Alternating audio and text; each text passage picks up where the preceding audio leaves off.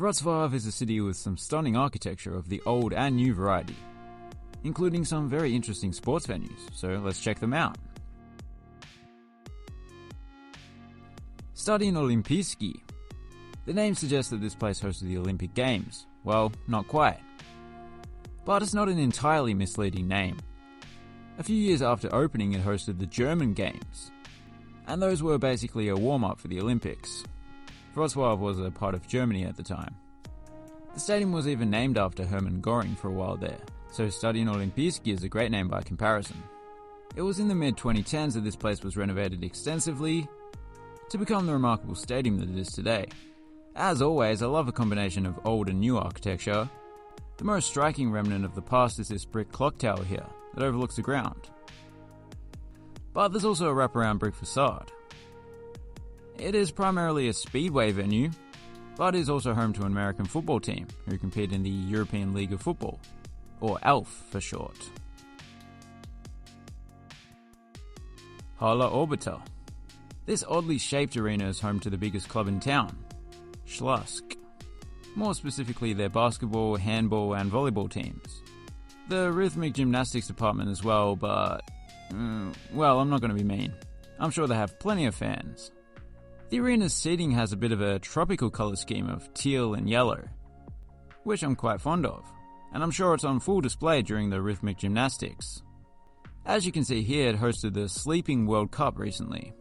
The event was won by a man called Babur from Uzbekistan, who slept for 3 weeks straight. Some say it was actually a food coma rather than sleep, because he had just eaten an entire sheep. Tarczyński Arena.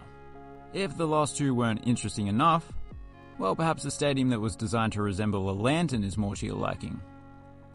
Okay, it doesn't look that much like a lantern, but come nighttime it lights up in a similar way to one of those Chinese lanterns.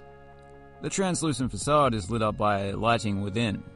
This really has been an illuminating discussion, hasn't it? Despite the relatively large capacity of around 45,000, the seating is not broken up into tiers, but instead forms a wall of green seats all around the ground, only interrupted by the small sections of premium seating. It's a relatively steep seating bowl as well, so those in the nosebleeds aren't too far away from the field. But yeah, it's just a lovely understated ground all around the ground. Hala Stulecia. Ooh, hello. What have we here? I'll tell you. It's a 111-year-old building. That is not a national library or a parliament building, as you may expect, but an arena. In English, Hala Stulecia means Centennial Hall, as it was built on the centenary of the proclamation of Frederick William III, King of Prussia. When it was built, it was the largest reinforced concrete dome in the world. No wonder it was declared a UNESCO World Heritage Site in 2006. It's surely one of the few World Heritage Sites that's regularly used for sport, especially since they stopped hosting the Supercross at the Great Mosque of Mecca.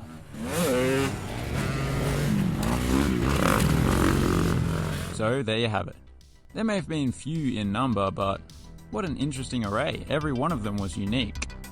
My favourite though has to be Hala Stulecia.